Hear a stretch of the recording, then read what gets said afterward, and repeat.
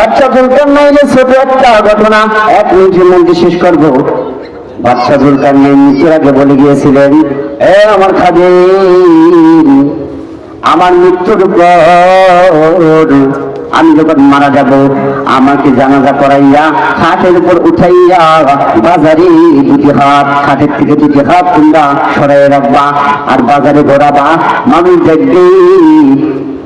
কিন্তু বাজারের মধ্যে 2 শ্রেণীর লোক ছিল, দুনিয়াদার আর ইমানদার। দুনিয়াদার বলতেছে,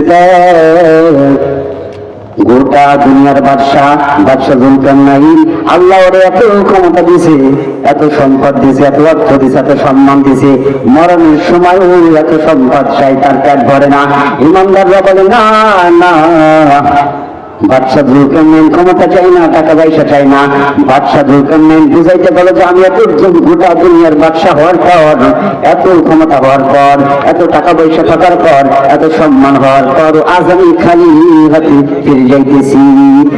জগানে লাগানে কি দুনিয়া नहीं है, इबारत की जावे तमाशा नहीं है। ओ खजिया बाला खाना शाम शौकत क्या हुई।